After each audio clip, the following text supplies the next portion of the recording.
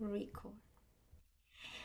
All right, everybody, I am recording right now, and also I am going to turn on the captioning option. So if anybody wants to read as we speak, you can you can see automated captions right at the bottom of the screen.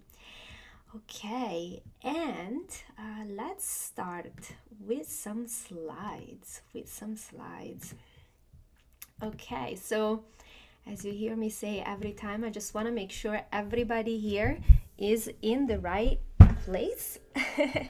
And this is the third day of my first Winterfest. What is Winterfest? Is 5 events in 5 days celebrating the end of the year and on themes about changing careers and doing what you love. So if you haven't yet checked out Thursday and Friday, there's 2 more days of this.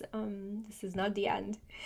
All right, so first of all, I want to start by thanking Sammy, Marisa, and Shayna for being here to the How to Change Careers panel. I am so excited to for this tonight. And I'll tell you more about it. But anyway, if you still don't know where you are, here's where you are. You're the How to Change Career panel discussion event of Repurpose Your Purpose. If you're new to Repurpose Your Purpose, my name is Aurora Menegallo, and I like to say these days that I work with groups and individuals to create space for inner wisdom to show up. That's really the invitation for today, and I'm going to tell you more in just a second. Repurpose Your Purpose really started as a program to change careers. And so, what I like to say is that I help people use what they already know to do something new. And it's amazing how that can come together. So let me say something about Repurpose Your Purpose. If you are new to this, I'm going to put in the chat later on a couple of links. You can go to repurposeyourpurpose.com. And I always have events. And in January, on January 25th, the group program to change careers starts. And this is a program for people who want to change careers, but they're not sure what they want to do next. So it's unique in that sense, because if you are thinking about changing careers, but you don't know what you want to do, there's a different type of work that you want to engage with compared to somebody who wants to change careers and they do know what they want to get into. So, all right, I'll tell you more about all of these things and the panel. And let me just get right here. You can toggle at the top, by the way, between speaker and gallery view. So you can see just one person speaking on everybody, however you prefer. So I started these panels about changing careers in person in Los Angeles in 2017. And there's a reason why I started this. I think so often when we don't know what we want to do for work, we are bombarded by messages that there is one way, right? So here's the 6 steps. Here's, okay, get a job, then have a business on the side, or never get a job, or have multiple streams of income, and it seems like everybody has the silver bullet. And if you get that, you'll be okay. Everything will be smooth. And I found when I changed careers and I didn't know what to do, and this is my second change of careers, okay? So even before that, I didn't find that very helpful. I think it increased my anxiety. It also always made me feel like there was something wrong with me because I hadn't quite figured it out yet, and that the answer was out there. Somebody else had the answer, right? And I just wasn't good enough to figure it out on my own. So I didn't want to create that kind of space. Repurpose Your Purpose really started from an insight and a desire to open space so that anybody gets that you can do things your own way, right? There's a wisdom inside each one of us. And sometimes we need some help connecting because we don't even maybe look in that direction. But the answer is either in you. What do you like? What lights you up? What feels good? What is something you want to contribute? That's within you that nobody can tell you. And then there's what's out there. And the best way to find out what's out there is to engage with the world. And so when I thought about sharing what I was passionate about, I really thought about, I don't want to create something where it seems like there's one answer. I want to create space where you sitting here get to experience your own insights, get to hear or see something for yourself. So my invitation today, before we start, I mean, we're already starting, right? But before you start listening to the panelists, my invitation is not to listen to any one of us speaking as if we have the answers for you. Listen for the words behind the words. Listen for what awakens in you. Listen from that moment where something resonates. Look inside. That's the invitation. And I also have a question for you, or I want to say a request is maybe too much, but if you will help me to hold space for everybody in your listening. So even though we will be talking and I don't get to see you until later when I'll invite you to turn your video back on, we feel you. And it's always amazing to me how much we can feel people on Zoom. So as you're listening, listen with your heart, and it will make a difference for everybody here who's sharing. All right, we're gonna start with my question for the panelists. Then I'm gonna open it up for audience Q&A. And then I'm gonna invite you, if you wanna stay a little bit, to connect with each other and explore some of your insights. And that last part will not be recorded, so it's a special treat if you showed up tonight. All right, so I am so excited because for the first time on the panel, I have all repurposers. So I'm really excited. I worked with all of you, so it's such a treat for me. And I really want to see if we can start with a round of introductions. If you can say really quick, you know, the 60-second version, your name, what you were doing before, and what you do now. And I'm not going to call on anybody, so you're going to have to jump in. Hi, my name is Marisa Escolar, and I used to be a professor of Italian studies, and now I'm a writer, editor, and coach. Yay, Hi, welcome. I'm Shanna. Sorry, I'm Shanna. I started as an executive assistant at a PR firm, and now I am a product designer. Hi, I'm Sammy, and I was an educator for 11 years, and then now I'm a realtor and real estate investor. Wow, welcome. And first of all, thank you so much for sharing your experience, because it's wonderful to hear, you know, what really happens when we change careers, right? So, all right, here's my first question for you. Can you remember a time when you felt stuck or unhappy with work, with your career? And can you tell us like how that felt? How did you feel at that time?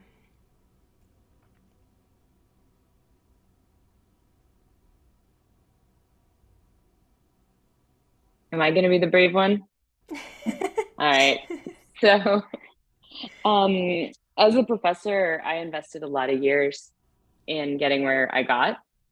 And I always knew that it wasn't exactly what I wanted to do, but I thought it was a good enough way to get to my true passion, which is writing. And it wasn't. And so I kept trying to see if I could like move things around and just keep, working within what I had to get there and make it more be about the things that I loved. And I kept finding more obstacles, more roadblocks. And I really felt that sunk cost. I felt like I've put so much in, it would be foolish. It would be ridiculous to throw it all away and start over. I also felt like this was the only thing I knew how to do. And so of course you don't leave it. I also was really jealous of literally everybody else in the world who obviously had figured out their careers and were able to match it up. And it seemed impossible to find a way out of this system that I had spent so long trying to be a part of. And then it turned out it wasn't the way to get to what I really loved.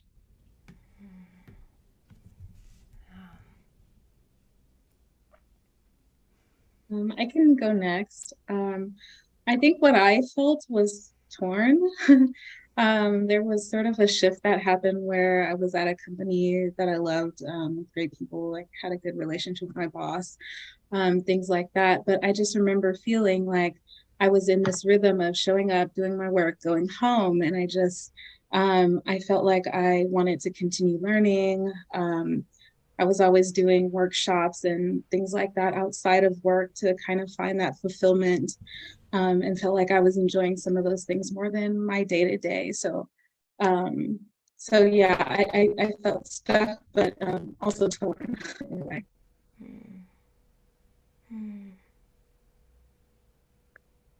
I think there were a few times where I felt stuck in the sort of like iterations, because it didn't just go from one, it wasn't just like, okay, I'm frustrated, now I'm changing careers, but I'll go like a couple steps back. And it's when I was I was a teacher and I ran school programs, and I was just like feeling very frustrated and very, stuck with, like, I knew what the next step was. I think later on I was very much in the, I don't know what I'm going to do. I have no idea. But a couple steps back, I was like, I know exactly what needs to happen.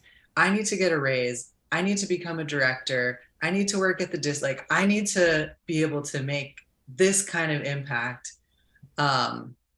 which then I did, but it was not the right answer. But I think that like frustration and seeing, it was just like, I didn't feel like I was making an impact in the way that I wanted to make. And that was very frustrating, but I thought I knew what the answer was.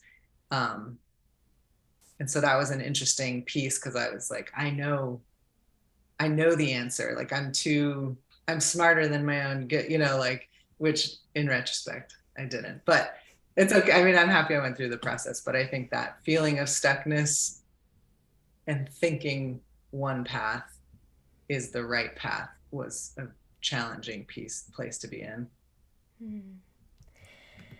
Yeah, there's so much that I can relate. When I wasn't sure what I wanted to do next, one thing that really struck me, that I'm curious if you're listening to this, I just want to put it out there that sometimes also what happens is this thing that Marisa, you mentioned, of then you feel everybody else has it figured out, right? That it's a really good reminder, if you're hearing this, that that's probably not true.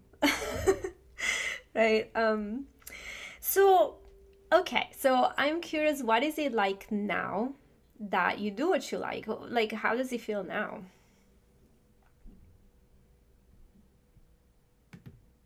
I can go first this time. I feel now a complete difference. I feel energized, and like the work that I'm doing has sort of like a real world impact. I feel excited about projects we're working on. I feel a sense of community with my team. And even I sometimes think about, my partner said one time to me, I can tell the difference between your work calls now and what they used to be, and you just sound so much happier.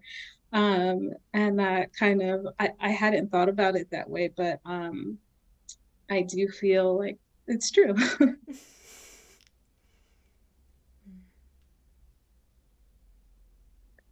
I mean, I'll be honest, it's still stressful and scary because I run my own business, and there's days where I'm like, am I gonna make any money for the next several months? Or like, and then there's days where I'm super excited and everything's great. So I think it still has its challenges, but it's hard to imagine it being different. Like, I think I would choose the stress of running my own business from, you know, kind of the being an employee, I guess. I mean, that's kind of where I was at. Just because I have a lot more flexibility. Like, I think the benefits outweigh the stress of it. But yeah, I mean, it's still, you can ask my partner. She's, you know, definitely hears me still being stressed about work. Thank you, Sammy. I think I like to think about myself when I used to go to parties before I changed careers versus now. And even in the early days, before I was even successful at all, I was like so much happier to talk to people about what I was doing because I felt such a sense of possibility. I was learning so much. It was so interesting. And it, like, when I was in my sort of stuck place, like all I could do was complain and like complain to other people who were also complaining. And once I stepped out of that, it was empowering. I realized that I had some agency, control, and I also had this like constant stream of like new information in my life because I was constantly discovering. So I would be like, you won't believe what book I just read. Oh my God, I can't. And all of a sudden I just felt more engaging, interesting. Maybe I wasn't, I don't know. But I felt like I could connect more with all the people around me. And that openness was just like really exciting compared to how I felt in the like insular world of academia.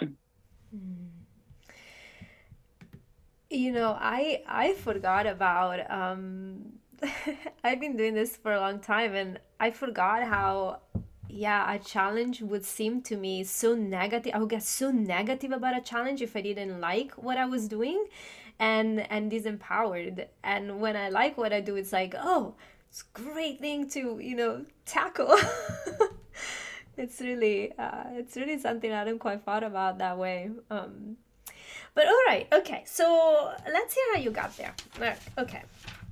So one thing that I'm curious about is what surprised you the most about making a change in career? Because sometimes we have an idea in our head how this is supposed to play out, but what was really surprising to you?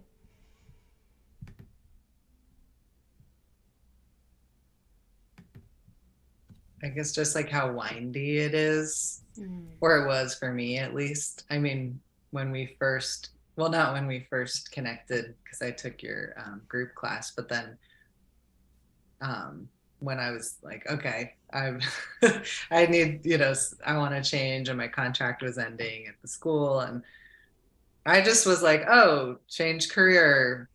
I was like, what should I just, I don't know, should I work in tech? Like, should I work in, I was just like, oh, what are other things? And just looking online at jobs in other fields, right? Like, I just thought it was like, oh, I'll just apply to jobs in a different industry. Obviously that's, I mean, maybe that works for some people. And I was like, oh, I'll just hop skip to a different industry. But, you know, obviously at least my journey was, you know, oh, no, like, you encouraged me to take a break because you were like, well, first you sound really burnt out and like you hate everything and everyone. And I was like, yes, I do. So that was like not really a place to be looking for something new from. So taking a break, and then I took classes, and it kind of like related to real estate industry and construction management. And then I got a job, and then I did some consult. It's like, it really was like a 2 or 3 year process in which I sort of did different things. And I was not expecting it to be like that. And now I love what I do, but I do feel like, I don't know, maybe in 5 years I will be doing something different. But I realized that it's not so, you don't just like end a job and then start a new career, 2 weeks later. Yeah, I think you're making a really interesting, you're sharing something really interesting, that for some people, it is not from A to B. It is from A to what do I want to explore next.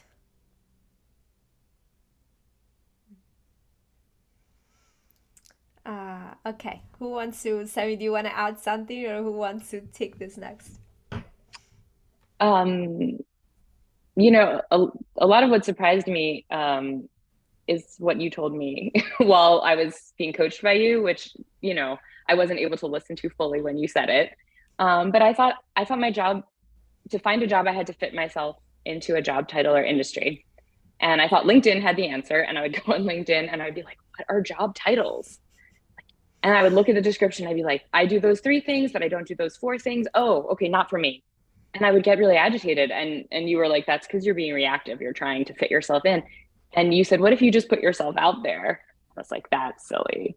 And it's completely and totally true, right? So even as I started freelancing and started my own business, I did really think I had to find out what the product was. Like, what's the deliverable I need to offer somebody? But it is a dialogue, right? There are things that people want from a writer, from an editor, from a coach out there. And there are things that I have to offer. But like, where those things meet, it's actually a dialogue. And then when you start trusting yourself and your clients start trusting you, it really becomes finding that balance. And it's really not about like checking the boxes on a job description. And the other surprise is how confident I feel about my ability to keep finding work. I thought that a freelancer was a person who was always living paycheck to paycheck and was always going to kind of just be catching up. And 4 years in, I feel totally confident. I'm not worried at all. Clients come and go, but I know how to find more. And I know that what I offer has value. And that's not something I ever would have believed was possible when I was first stepping out. I have to ask you a follow-up question before Shana, you answer this question. What gives you that confidence? Because I've done it. Okay. I've done it. It's just the experience. And each time, the first time a client would text me back, I thought I was going to throw up every time for like a couple months. Oh no, they texted me. What do they want? Are they firing me? And then they didn't. And then they asked me for more work. And then someone didn't like me and they left. And then someone else hired me. And then you just sort of realize that the statistics are trending in positive.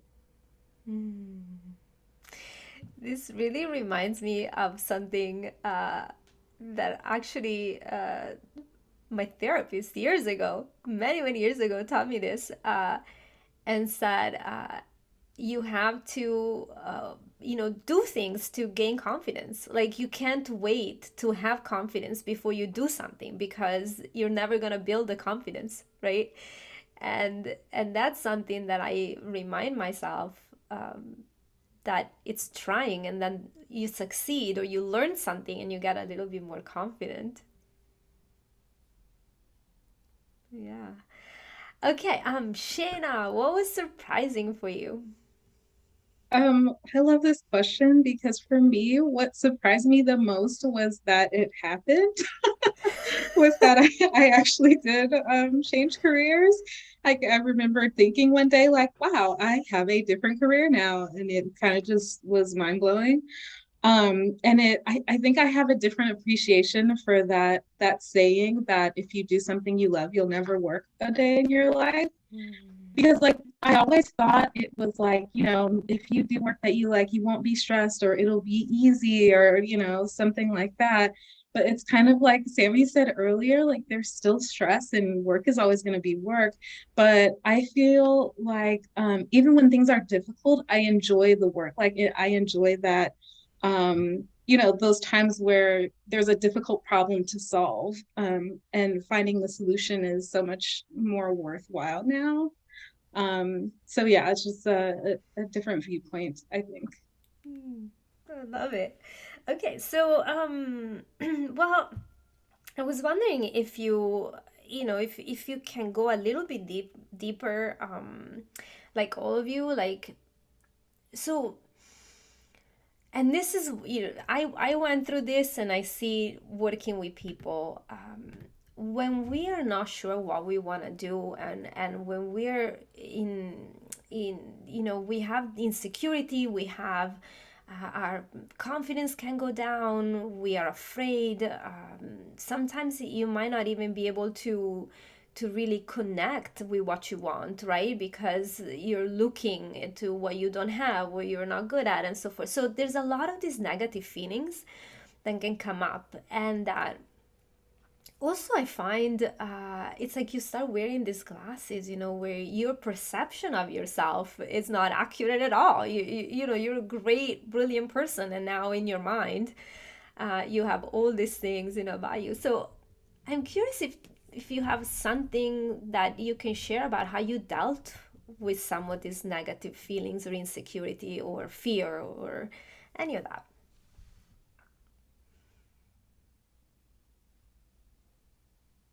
So for me, when I was first getting started and I really didn't know what was going to happen, I definitely threw myself into work, but I also started powerlifting, and I spent 2 hours a day, sometimes 5, 6 days a week in the gym. And it's how I started every day, and it gave me something to do, and it gave me something to be good at that wasn't my career. And I knew I was never going to become a professional athlete. So it was very easy to keep those things separate. And I was able to focus on that. And while I was waiting for the clients to get back to me, so I didn't have to sit there all the time thinking, are they gonna hire me? Are they gonna hire me? I just did something else. And that was fundamental. And then I talked to my friends like crazy. And it was actually a really great time because, well, first of all, some of my friends were some of my first clients, which was lovely.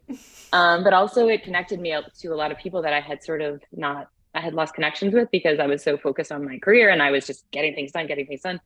And when I had that time to be open, I invited a lot of people back into my life that I really loved and had lost touch with. So those are two really good ways to just not always, be chasing the next job.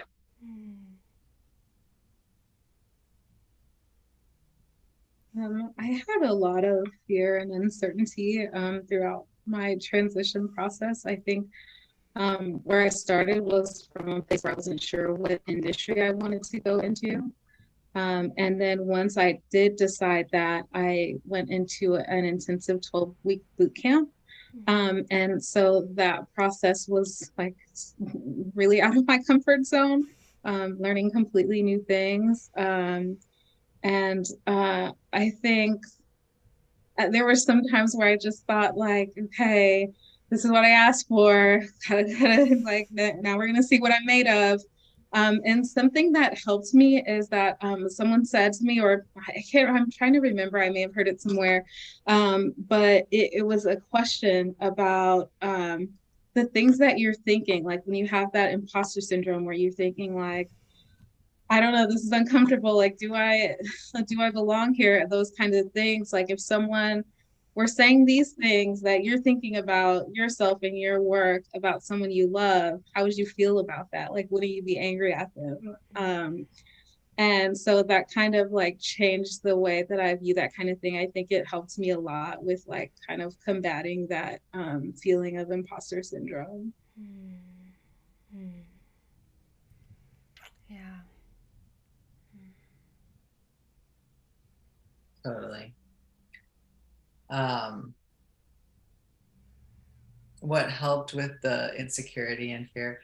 Yeah, I think I was just thinking that, the way I've told the story is like, you said, hey, could you take a break? And then I took like a 6-month break, and then I got a job, and then but I just realized, I was thinking about it, I think because what you said, Shanna, about like the workshops and things you were doing outside of work were more interesting than your work, was it was, you know, my last year of work essentially is when I learned about real estate and got really into it. And I mean, I was obsessed. I was just like spending like, I would come home and spend like 6 more hours just like reading. And I took a class and I was just listening to podcasts and I checked out every book in the library. Like I was just like completely hooked. And I totally was spending time at work, like looking at properties, and which you can do when you have a W-2 job, because 8 hours a day, there's no way you can be just working constantly. So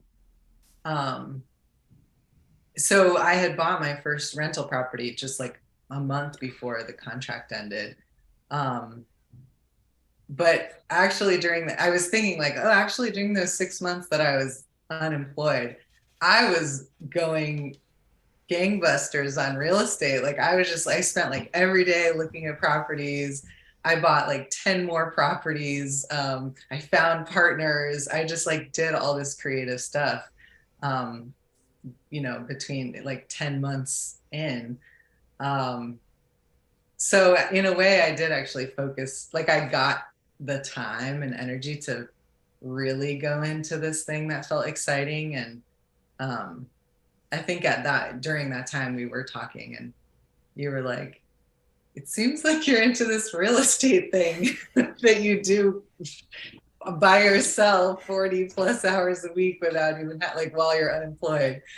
So I think, yeah, just like, I think of it as, oh, the having the time was really helpful because I didn't feel like I was so scared because I was like, I have no other skills. I've never worked in any other industry before. But I think also, yeah, like what you said, Muddy said too, like just getting to do something and just getting to spend all that time doing something out of choice was really nice. And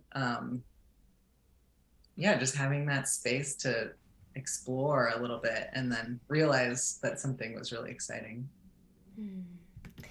So I really want to dig a little deeper in this working for yourself, or you know, working at a job, at a full-time job, because I really think you can, you know, what you love can go in any direction, right? So for some people, having a full-time job is going to be extremely fulfilling, and for some other people it's like, no, you got to work for yourself because that's where your bliss is. So let's start with the working for yourself. Marisa and Sammy, can you share like something that, you know, you like to tell people about what's challenging, what you love, like based on your experience, you know, a little bit about this working for yourself thing?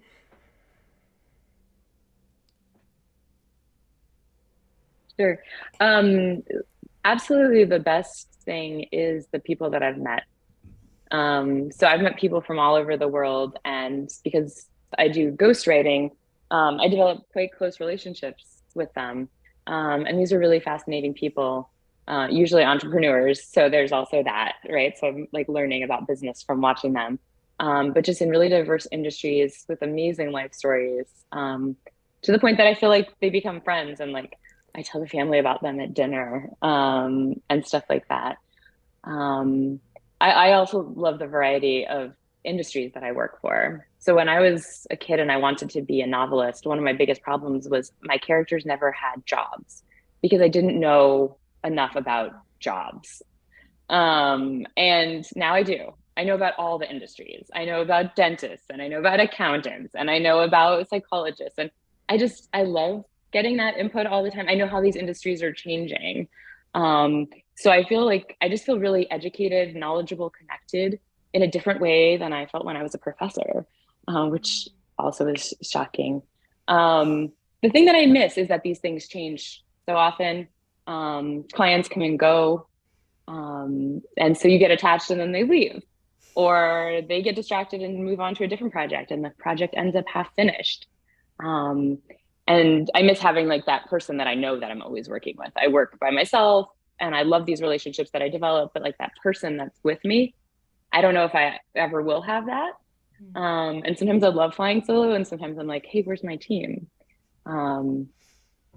Yeah, I think those are the biggest highs and lows, I would say.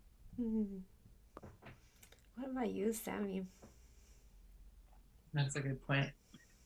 I think I'm like officially unemployable because I don't think I can ever work for anyone else again. So I'm like, well, I better make this business thing work because I'm not going back. But I think even when I worked, I noticed like a theme in the jobs that I had a lot of autonomy and flexibility. Like I started teaching after school gardening, and like that was like my first job out of college. And then within a couple months, the director was like, oh, actually, like, can you just start a new program at one of the new schools? And so suddenly I just had like, I was like, okay, I guess I'll just make this up. And, I was completely in charge of my little, after school gardening program. And I loved the work I was doing at the environmental charter schools. And I was getting to run all this really cool, innovative stuff with students and teachers. And I always had roles where I was very flexible. I got to work with really amazing people, but I never was like their boss, but I sort of ran projects and teams more. So I think I did enjoy a lot of autonomy and flexibility in my W-2 work. But there's something, I don't know, there's something different about like literally any day I can just do whatever I want, and I'm very self-motivated. So obviously, I mean, I'm a workaholic too, and I guess that's probably the next stage is to like not work so much. But yeah, so I think just like having that freedom and flexibility to really see like, oh, this is the direction I want to go into, and I don't have to deal with red tape and bureaucracy to go there. I could just be like, okay, this is my new marketing strategy. It's effective tonight. Like I could just do whatever I want. And I think that was one of my flaws, I think, as an employee and one of my, supervisors who I do respect was like, she just was like, you go too fast. Like you need to bring people with you if you want to make change in an institutional setting. And I don't disagree with her. And that was really hard for me. Because there's pros and cons, right? And there's impact, but I think that was very challenging for me to not just get to like experiment. So I do think the loneliness thing is an interesting piece, just like being an entrepreneur. And some of the ways that I've dealt with that is I have a weekly group of, it's a networking group called Preferred Networking, and we meet every Thursday at 8 a.m. and it's all other entrepreneurs. And I think that's been a really important space for me to just, some of us do business with each other, but mostly we just, hey, I can call them and be like, oh, this is going on, because I don't really have colleagues in that same way. And then I am also building a team. So I have an agent who works, she does my showings and works with my buyer clients. So I'm starting to, in a way, have more camaraderie with other entrepreneurs, but ultimately I still just get to do whatever I want, which is great. It's one of those things where I think people always make it sound like working for yourself is great or is the worst, and working for somebody else is great or is the worst. But in reality, there's so much about our personality and what kind of feelings we want to have, and really what kind of challenges also we want to have, right? Because everything is going to have challenges. Some challenges you're going to enjoy taking on, and some challenges you're not going to enjoy, but it's worth it. And some challenges are not, and it's quite fascinating. I find it very fascinating to see, even for myself, what I like or don't like. So, okay, Shana, give us, I'm curious, what helped you find a team, a job, a company that you love, and also what would be your best advice for people who are really looking for a full-time job and they want to have a good feeling, they want to do something they love? Yeah, my advice is think outside the box, from my experience. Think about things like what kind of upskilling can you do, especially if you are currently working at a company. What can you do in your spare time to sort of get your foot in the door? So things like workshops, coffee chats with people who are in that industry, virtual master classes, and that type of thing can even be done if you're not sure about an industry. I did tons of those types of things when I was still trying to find out what industry I even wanted to go into, what kind of career I wanted. So those kind of things are super helpful because you can kind of get a taste of the work you'll be doing, and what it involves. And then also, like, once you're more, you've more solidified, you know what you want to do, what opportunities can you use to showcase your skills? So you can look at things like maybe working with a nonprofit, or doing pro bono work, which I had started some pro bono work when I was in the very beginning of trying to get into my career. And I still work with them just because they're amazing, and I love the work that they do.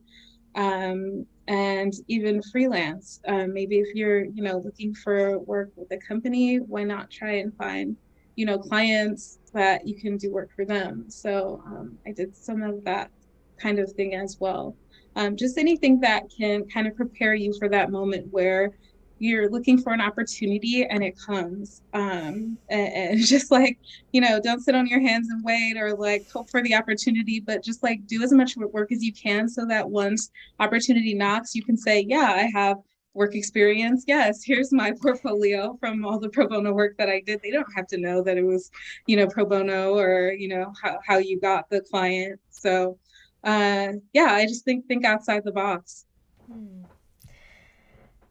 I love that. Really getting to action. That is so important, but also recognizing the opportunity when it comes. I think, for me, I still have some time to remind myself that that's a great skill to have, that you might not know what you want, or you might not know what you're going after, but you're really good at seeing it once it shows up, right? Such a great point. Okay, so I have three more questions for you, and then I'm going to open it up to the audience. First of all, the money question. I like to ask the money question on these panels. So I have to tell you, most people I talk to, they just assume that if they change careers, they'll make less money. And usually there's a lot of fear around that. So I'm curious if you had a lot of fear about changing careers and money, and sort of how you handled that. I know I just spoke, but I just want to say yes. Like, I was afraid, I was terrified. I knew that once I found the career that I wanted to go into, I did know that it had a higher earning potential than what I was doing before. But my fear, like my overarching fear, was maybe I won't find a job in this career. So definitely the financial concerns are there. And I think it's important to have a support system when you're taking on something like this. But also something that helped me, like a really transparent moment, is that I had savings that I knew could float me if I had more difficulty, or if it took more time than I expected. I was still scared and terrified. But I thought, I know that if I can make this work, that I'll be able to recover, like if I can actually get to like my goal. I 100% made less money when I changed careers, like a almost 50% pay cut. Mm-hmm. And so I think that was, well, first I was unemployed. So I really, but then I took a job and I was like, wow, I am at the bottom. And so because I took a job in construction management to kind of like learn construction and, do better at my real estate and real estate investing. I didn't know yet that I wanted to be a realtor. And yeah, I took a huge pay cut, and I was very clear with them, and they were like, we're hiring you and you have no experience. And I was like, I know. Thank you for hiring me. And essentially I ate it for like 6 months. And I had saved money to, when I knew that I could take a break, and then instead of waiting for a year review, after 6 months, I had like knocked it out of the park. And I was like, hey, I need a 6-month review, and like, I need a raise. And I still made less than I had made at, my other job, but I already knew I didn't want to go up that ladder anyway. So you can't really compare that. But then, yeah, I think since being in business for myself, I mean, it's like, you can't even, there's like some months where I made what I had made in a whole year. It's like, pre-tax and pre-expenses and everything as an entrepreneur, but like, and it was just mind blowing, like how, obviously the income can fluctuate, but that's been really interesting is, yeah, obviously I went into something that's a lot more lucrative than being a teacher, but many things are more lucrative than being a teacher. But yeah, I for over a year made way less in the career change, and that was just part of it. Can I ask you a follow-up question? What made you stick with it, right? Like, what made you not just freak out and be like, okay, no, I have to, and really stick with it?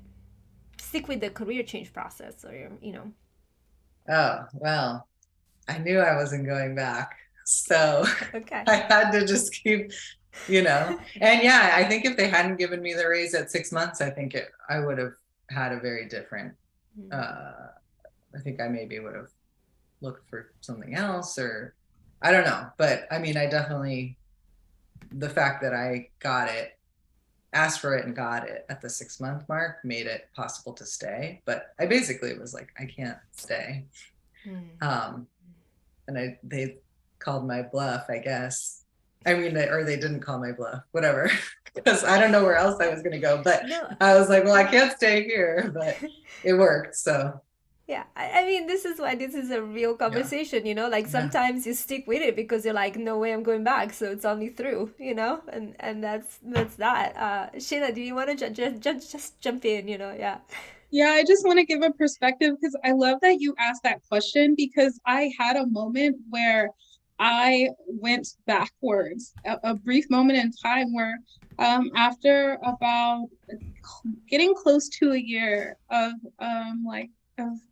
after my boot camp, I started to sort of retreat, and I applied for a job in my former career, and I started working, and like very soon after, I was there for such a short time, because right after that is when I heard from my current company, and they emailed me, and I just felt like it was the universe kind of like slapping me on the back of the head.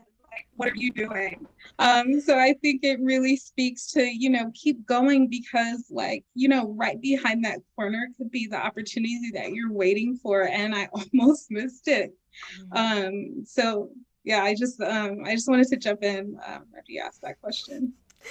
Yeah. And Marisa, what about you? Yeah, I'll echo what everyone else said. I absolutely was terrified. I knew this was coming. It took a little while before I actually made the leap. So I saved money. I had a rental Airbnb as like a little secondary income stream. But I did know that if I stayed in my current career, there was a really low ceiling on what I was going to make. That raises were practically non-existent. Our health insurance costs kept going up. We weren't getting raises to match that. And so even though it was steady, it wasn't like the be all end all. So at least I knew that there is possibly something better out there. But in the beginning, that fear was absolutely driving me. A lot of my jobs, I would just take them out of fear, because my initial months were terrible. And it started to change about 6 months in. I raised my rates, and I got my first real client when I raised my rates. And, my first 2 years were way below my income. But I could see it slowly improving every single month, or almost every month. And my third year, I matched what I made without benefits. So it was like similar, numbers, but no benefits. And this year, this year I'm there, and next year is going to be better. And so, yeah, that fear at the beginning was really a big motivator, but luckily, slowly the experience sort of helped transform that fear into excitement and confidence. Because I realized that I was in control, not exactly of how much I make, but a little bit, a lot more than I was when I was a W-2 employee, for sure. So, all right, I have my last question for you. Well, technically, there's one more, but that we'll see. Okay, so, okay, if you think about back when you were unsure, you were still wondering about things, you were feeling discouraged, like, what do you wish somebody had told you at that moment? You got a chance right now to, to say to anybody listening to this who is feeling discouraged or unsure.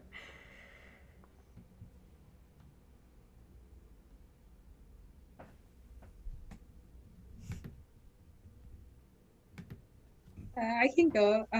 Don't wait is something I would have liked to hear. I spent a lot of time wondering and sort of in my past career being hopeful that things would change. I may feel stuck right now, but it'll pass and sort of that kind of thing year by year. And I think it's important to listen to those instincts and sort of do soul searching when you feel that sort of, when you feel that nudge, and not sort of suppress it, because I think there is comfort in what's familiar, and it's really easy to suppress those feelings of, doing something scary, going outside of your comfort zone. But yeah, I think if something like that arises, don't wait.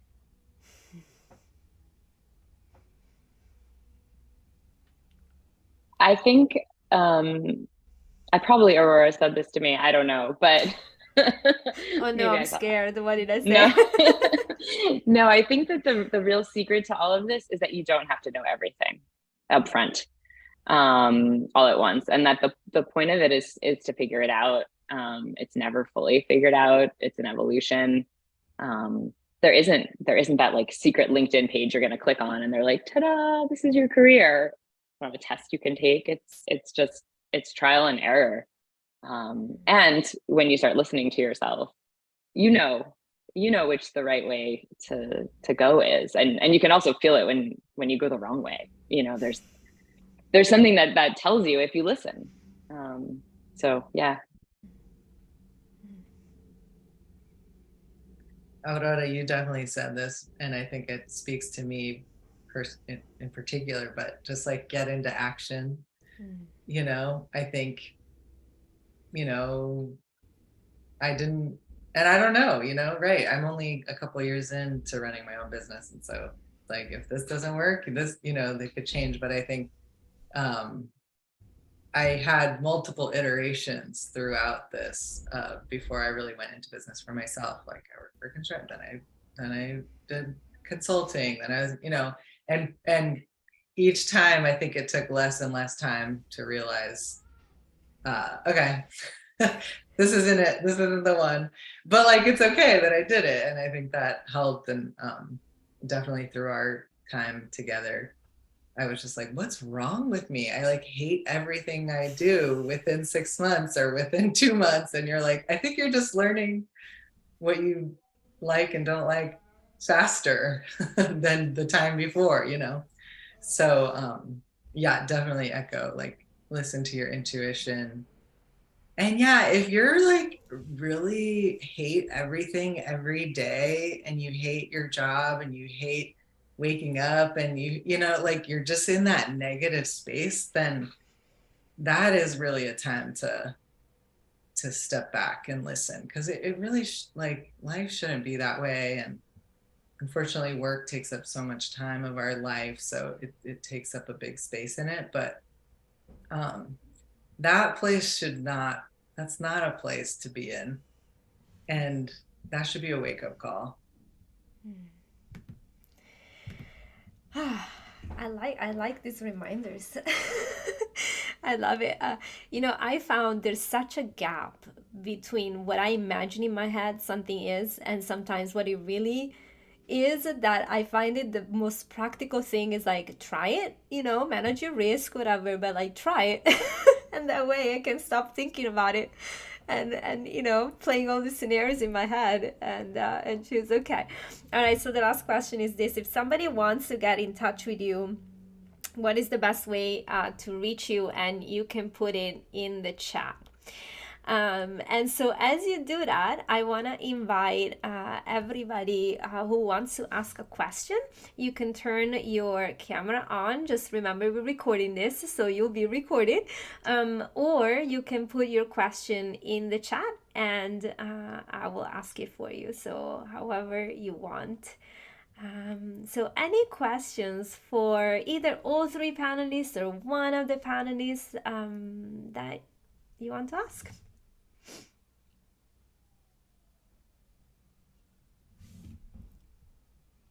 Yes, go ahead, Paula. Hi there. Thank you, everyone on the panel. I liked everybody's comments. Shana, I liked what you said about upskilling. Don't wait. Workshops, coffee chats, virtual master classes, pro bono work. I've done some of those avenues myself. Shana, I didn't catch what you transitioned to. What is your work currently?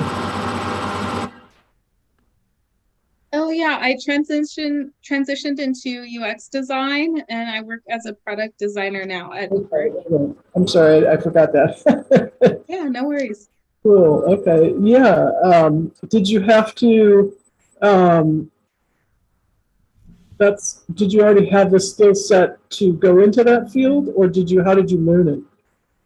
Yeah, through those venues, upskilling. I originally did a few of short form workshops with companies like General Assembly, just to get an idea of what even does a UX designer do? What does the work look like? And in the end, once I was certain this is the direction I want to go, I did a longer form course, and it was a 12-week boot camp. And that's sort of like, if you really want to catapult into this industry, the route that the kind of thing that you do. And yeah, I think that was the main thing that sort of gave me the trajectory to really feel confident to start applying, and to say that I have a portfolio and I kind of have like the skills that I need. And that boot camp, was that something you had to buy to? Was that from the General Assembly company, or where did you do the boot camp? Yep, it was a different company. So there's a few different options. There are boot camps that are self-guided that you can purchase like an online course. And then this one was more of a cohort model where instead of being self-guided, we all met at the same time every day for the 12 weeks. And I actually applied for a fellowship for it. So there is a fee, but I was awarded a fellowship for it. And can I ask what kind of boot camp that was called? Yeah, the name of it is Brain Station. Brain Station? Yeah, I'll drop the link here in the chat. So cool. one of the really, okay, here's a question. All right, let's see. A question from the chat. How did your relationships, partners, family, friends, others factor into your transition? Support, challenges, other. Yeah, any one of you that will want to tackle this, or all three of you, actually, I think this is such a great question.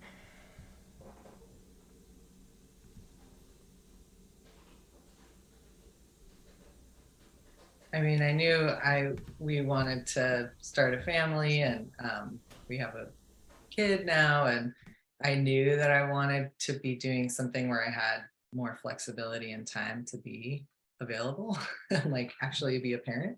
So that definitely factored into it. I'm sort of, well, part of like the overarching career change thing is the reason I got hooked on real estate is I learned about financial independence, retire early, FIRE. So my goal was like, okay, I'm going to work real hard, I'm going to invest, and then I'm going to retire.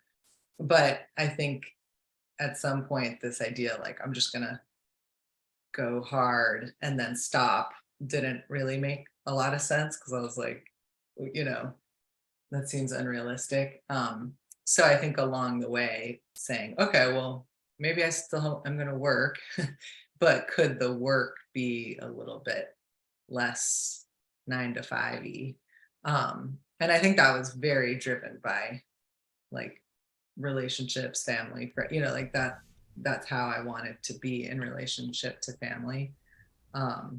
So that definitely factored into where I wanted to push my career direction as well. Anyone else of the panelists, Marisa, Shana, do you want to jump into this? Yeah, I mean, I definitely leaned a lot on my husband to listen to me every single day at the dinner table, like what crazy thing just happened. And it was a learning curve in our relationship because there definitely were some times where I just want him to be like, yeah, that sounds hard. Like, I'm sorry, that sounds hard. And sometimes he would like jump in and try to like fix it or tell me what was wrong or, and so there were times when I was like, I knew that some of these ideas and feelings were so new to me that I just kind of had to keep it to myself and sort of like work it out on my own before I brought it. And then other times there were just like, I would say to him, like, I can't keep doing this every single day. And he would say to me, of course, you're not going to keep doing this every single day. Of course, you're not going to spend your whole life, writing fake Amazon review or whatever for $25. Like, this is just, he would help me like, put it in perspective and realize that I was going somewhere else. So I think a lot of it was just sort of knowing when to share and when to kind of just process. But he was really key in getting me to where I am now. I think definitely I agree with that. I'd say the same thing. My partner was super supportive, especially during the boot camp days, which were pretty intense.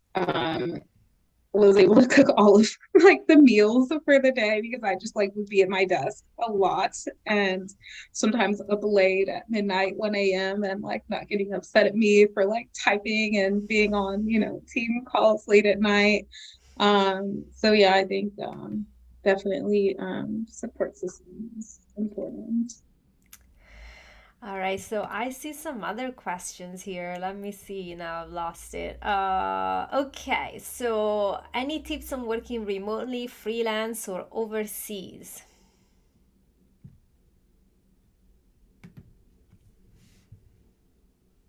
Well, on the same, financial independence, retire early journey, that's kind of like where I've been, trying to take my business a little bit is, instead of retiring, I'm like, well, what if I took many trips and retirement? So I'm sort of like working remotely, but I run a business, so I can't just, ask for paid time off and leave. So I think that's been the big learnings this year is leveraging and, hiring folks who can support and kind of experimenting with like, okay, what does it look like to leave the country for 5 weeks? I was working for sure, but, I sort of limited the amount of time. So, I don't know, tips on working remotely, I guess, if you're running your own business is you kind of have to build a team.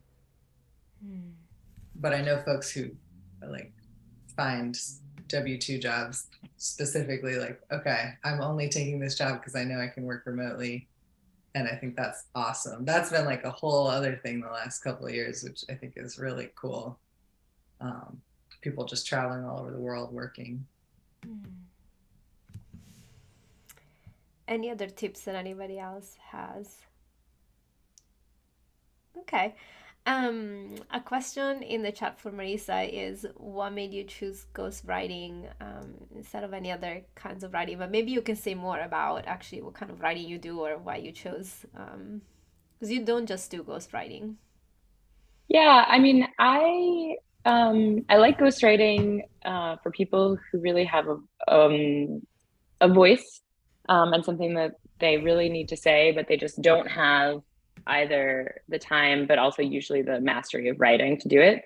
And so I just find it fascinating to get into somebody's mind and like go through their thought process and think with them and help them improve their thoughts. So I really see ghostwriting I studied translation as part of my academic research. And I feel like ghostwriting is kind of like the ultimate kind of translation, where you're really just like collaborating with the person to help them just say the thing they need to say in the most effective way possible. So that's the best. That's like the really high intensity work. The other kinds of stuff, so I do content writing, I do blogs, I do editing. Those things take a lot less energy. So that's good sometimes. Like I couldn't ghostwrite all day, every day. So I like the contrast between the like really getting into somebody's like, people will tell me often that ghostwriting will feel like a therapy session, right? Like sometimes people have cried with me. I've cried with them. Can't do that all the time. It's too much. So yeah, having the different kinds of activities, writing a blog about accounting, project management, and also writing somebody's life story and how they found themselves sort of helps keep me balanced. Yeah, I think a bit of a theme, at least, you know, for some of us, is the variety, right? That it's fun to have variety. It's something that keeps it interesting. Okay, let's see if we have another question here.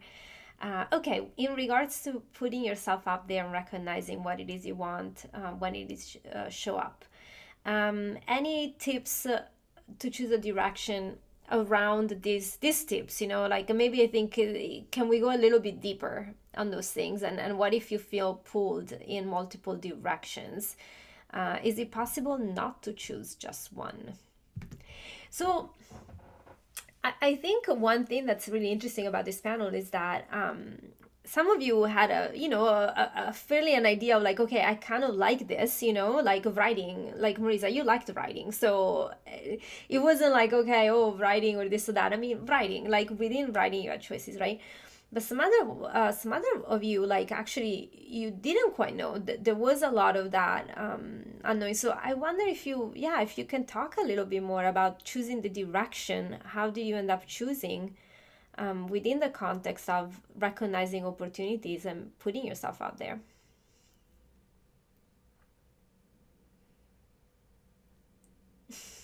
I mean, or do you want to go, Shan? Oh, you can go. I'll go next. I do feel like it was just like, okay, I'll do this. Okay, I'll take a break. And then I was like, oh, I have all this time. I don't have to go to work. I'm just going to wake up and look at real estate all day. And then my friend had also just exited a nonprofit job where, you know, had been trying to get a raise and wasn't. And I was like, hey, I started working in construction management and I'm taking these classes. And I was like, okay, I have time because I'm not working. I was like, great, I'll take these classes. Like, worst case scenario, I'll learn some stuff, right? And then I just, I don't know, I reached out to my old boss from the job before and I said something like, oh, real estate and construction. She was like, oh, you should meet this person. And this person was like, oh, do you want to come to this random place where we're going to talk about this development project? I was like, okay. And then I was like, hey, I kind of want to work. She was like, oh, you should come meet me at this other person's place. And then she hired me the next day. You know, it was just like really random. And I basically just did whatever sounded cool that somebody offered as an option. You know, obviously, and maybe other things came up that didn't sound interesting, but it's hard to remember those. But I think in the moment, it was just like acknowledging that some of it was kind of random and like probably not where I was going to end up. But I was like, well, this brought me to meet these people and I learned these things. And so what, you know, I don't know, maybe if after the 12-month boot camp, you would have been like, oh, I hate this, but so what, you learned stuff. So, you know, I think that's a little bit how I felt, was like just random, but following some sort of like Or yeah, I guess just being open to what people were offering. I'm curious, Shana, like, what was it like for you?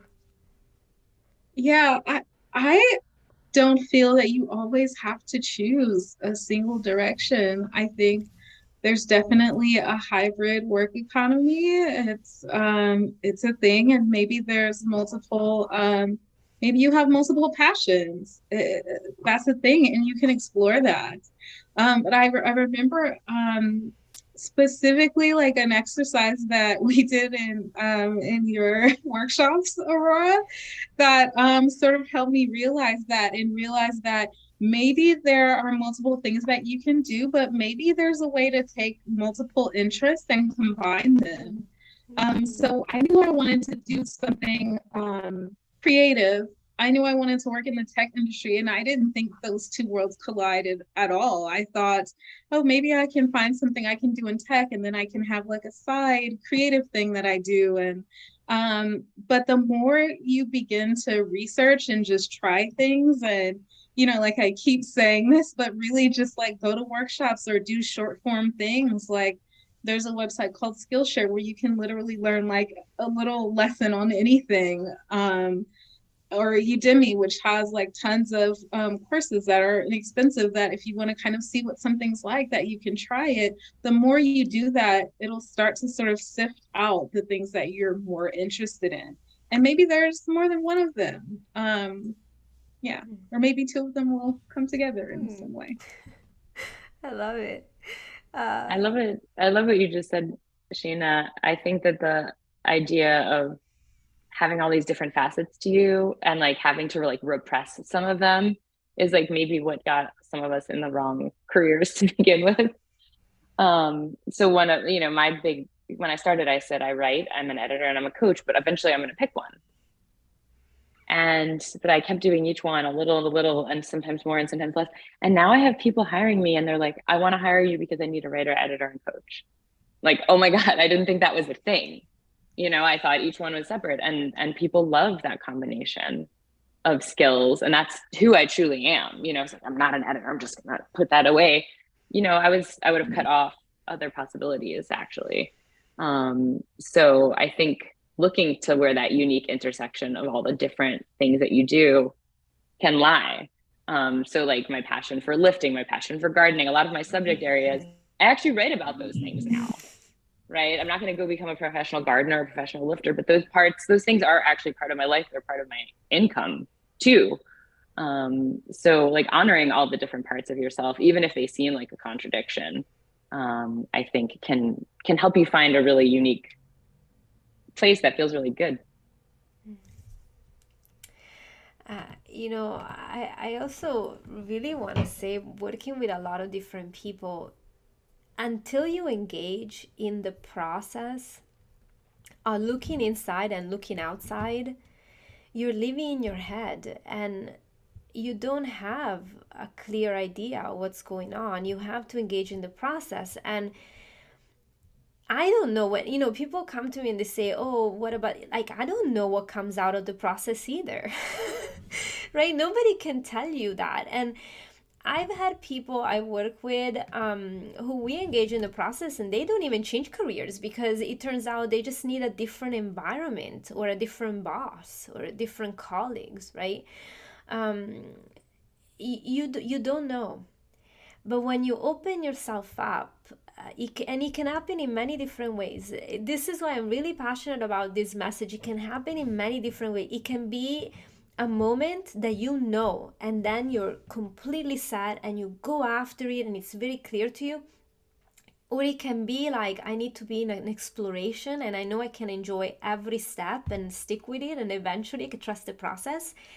Or it can be an opening. There's a testimonial on my website where somebody, finally decided, I'm just gonna say, try something that I never thought I would try, but okay, well, I just give up trying to figure it out, and then they, almost like magic, found the perfect thing for them. But they did a lot of work before that to sort of be able to open so that they would recognize it. So I really wanna, if you're listening to this right now or recording or whatever, just trust yourself and trust being out there in the world, and deepen that awareness of yourself and the world, and that's where the magic happens, in that back and forth. All right, so unless there's any other questions or words you panelists want to share, I'm gonna start wrapping up the recorded portion of this. I just want to acknowledge on something you just said, like trust yourself. I do think that it's I don't know how to like word this, but I think there are lots of things working against you in different, like I do think like if you're a woman, if you're a woman of color, if you're a person of color, if you're queer, like I think there's a lot of pressure to like not trust yourself, and like a lot of systemic things that like stop you from feeling confident. And so I think that's I think where it can get challenging too, because it's like, oh yeah, just like get in action and just go do, it's like, well, there's a lot of, there are barriers too that are real and systemic, especially in like the working world. And so it's like even more important to say to trust yourself, even despite like other people might legitimately be like, no, we don't, but I think there's extra work to be done in that space. Thank you, Sammy. Yeah. Okay, anything else? I just want to say before we go, thanks to you, Aurora. I just really want to thank you, because a lot of times when we hear, a success or, any positive story, it starts with the good part. And I love that we're talking about the journey and how we got here. So just want to thank you for creating this space. Oh, thank you. Ditto. Well, I want to thank you all, like Marisa, Sammy, and Shana, for participating and generously sharing your time and your story and your experience and what it's really like, I really appreciate you and what all of you are doing. And I want to thank everybody here who's been listening, because I've been really feeling how you were listening, and it's really wonderful to know that you joined us today. So I'm going to put some links on the chat for you, and I'm going to stop the recording right now.